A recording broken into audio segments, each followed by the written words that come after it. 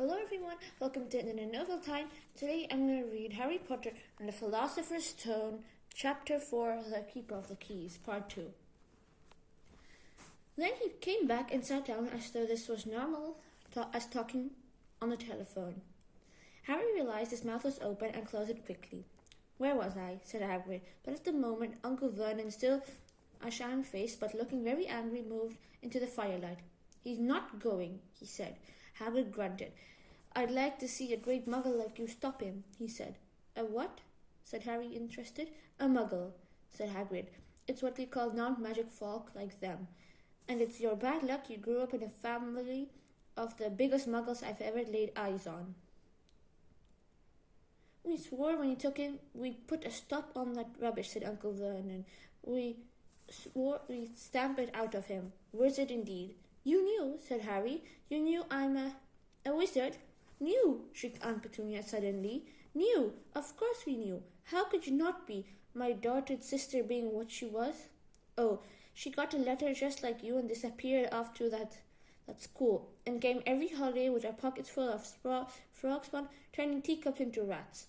I was the only one who saw her from what she was. A freak. But for my mother and father, oh no, it was Lily this and Lily that. They were so proud of having a witch in the family."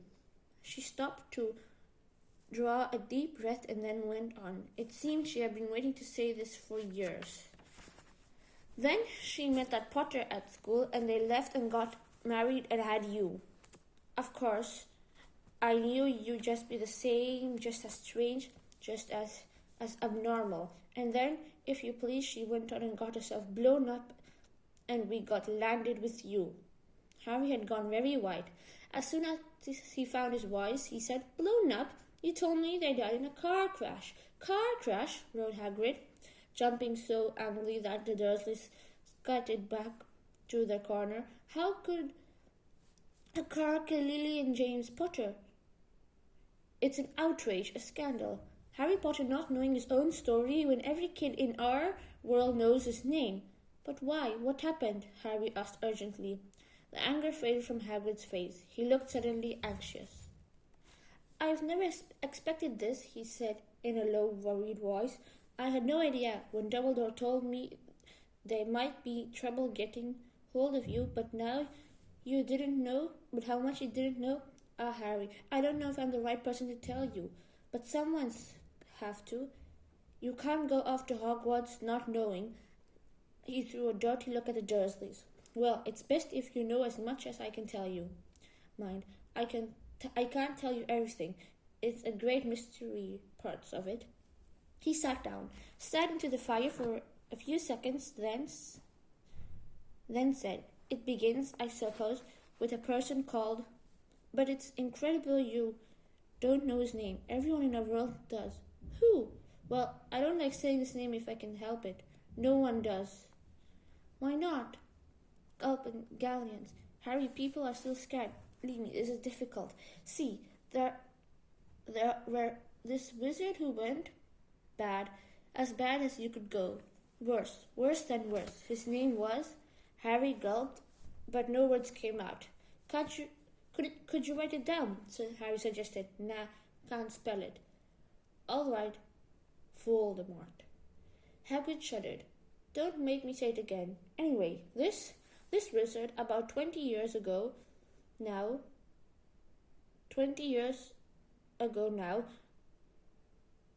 started looking for followers.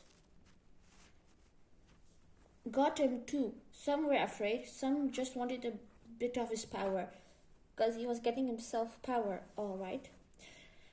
Dark days, Harry. Didn't know who to trust. Didn't dare get friendly with strange wizards or witches. Terrible things happened. He was talking over. Of course, some stood up to him, and he killed them.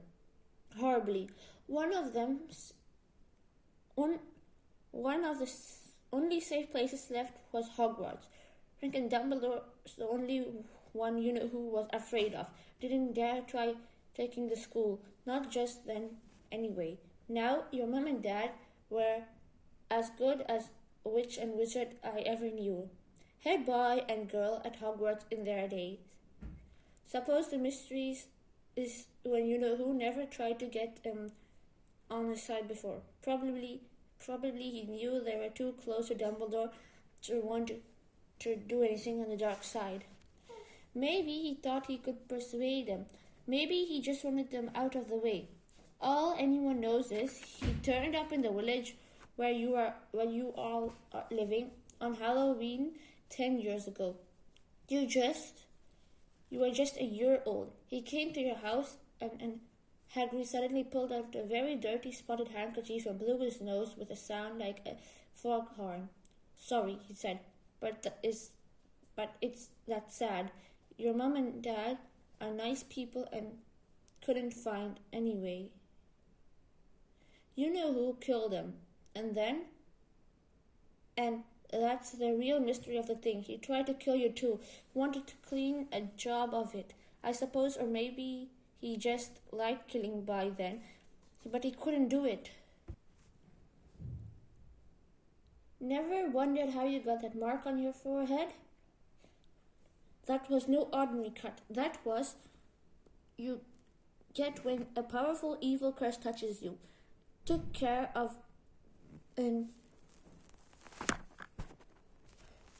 your mum and dad's house even, but I didn't work on you, and that's why you're famous, Harry. No one ever lived after he decided to kill him. No one except you, and he'd killed someone of the best witches and wizards of age. The Buchanans, the Bones, the Pritwets, and you're only a baby, and you lived. Something very painful was going on in Harry's mind. As Hagrid's story came to a close, he saw again the blinding flash of green light, more clearly than he had ever remembered in his life. A high, cold, cruel laugh. Hagrid was watching me sadly. Took you from the ruined house myself on Dumbledore's orders. Brought you to this lot. Lord of Old Tosh, said Uncle Vernon. Harry jumped. He had almost forgotten the Dursleys were there. Uncle Vernon certainly seemed to have got his courage.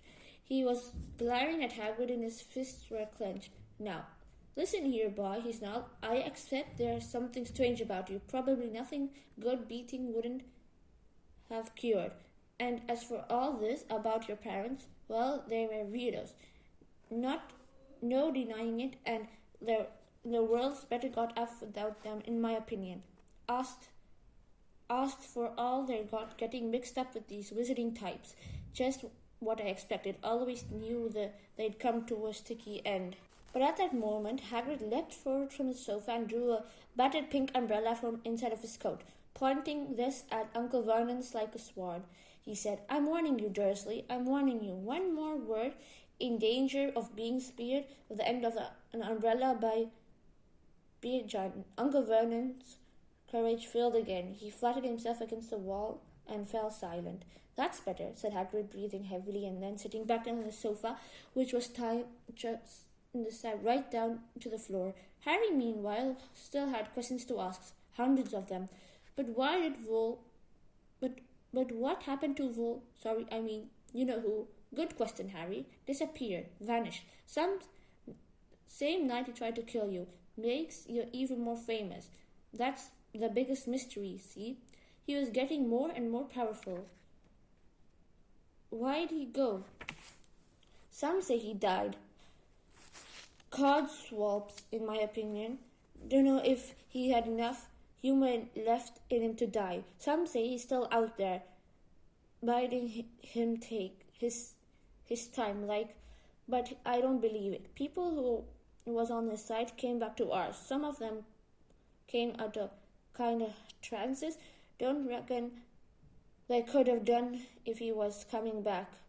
Most of us reckon he's still out there somewhere but lost his powers. Too weak to carry on. Because something about you finished him, Harry. There was something going on that night that he hadn't counted on. I don't know what it was. No one does. But something about you stamped him all right. Hagrid looked at Harry with warmth and respect blazing in his eyes, but Harry, instead of feeling pleased and proud, felt quite sure that he had been a horrible mistake. A wizard? Him? How could he possibly be? He'd spent his life being clowned by the Dursleys and bullied by Aunt Petunia and Uncle Vernon. If he was really a wizard, why hadn't they been turned into warty toads every time they tried to lock him in his cupboard? If he'd once defeated the greatest sorcerer in the world, how come Dudley had always been able to kick him around like a football? Hagrid, he said quietly, I think you must have made a mistake. I don't know if I can be a wizard. To his surprise, Hagrid chuckled.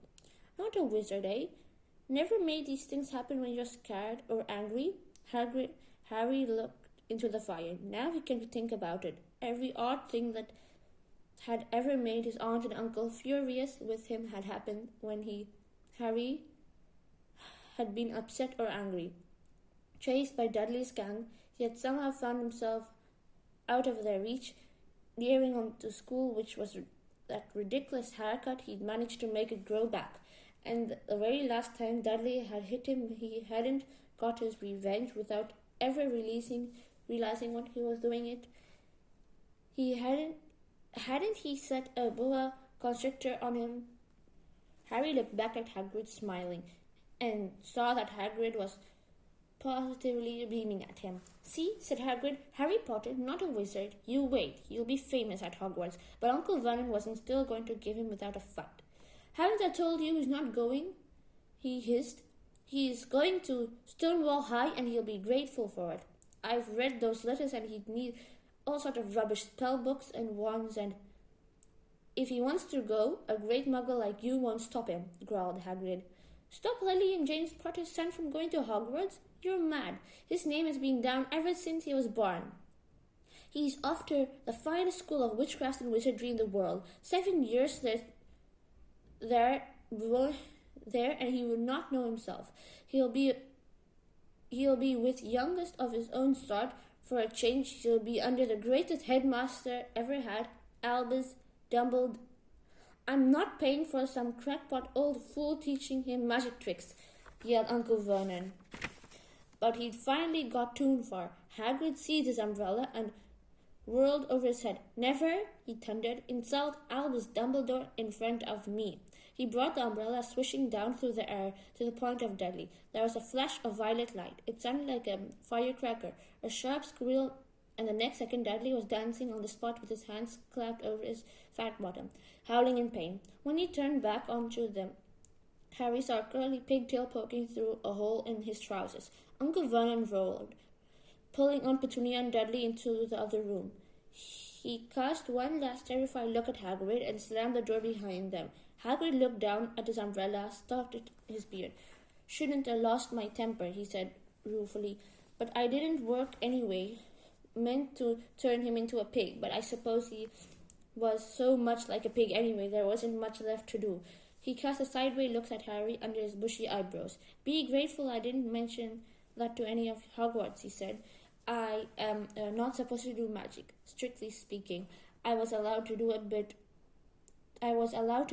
follow and to get your letters to stuff, and no one of these reasons I was supposed to keen to take one of the jobs.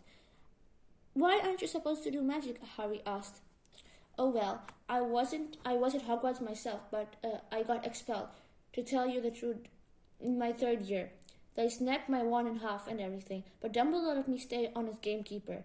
Great man, Dumbledore. Why were you expelled? I'm getting late, and we've got lots of things to do tomorrow, said Hagrid loudly. Got to get up to town, get all your books and that. He took off his 3rd black coat and threw it into Harry. You can keep that under that, he said. Don't mind it if it wiggles a bit. I think it's still got a couple of dormice in the pockets. Thank you for watching this video. In the next video, I'll be reading Chapter 5, Diagon Alley. So, see you next time. Bye!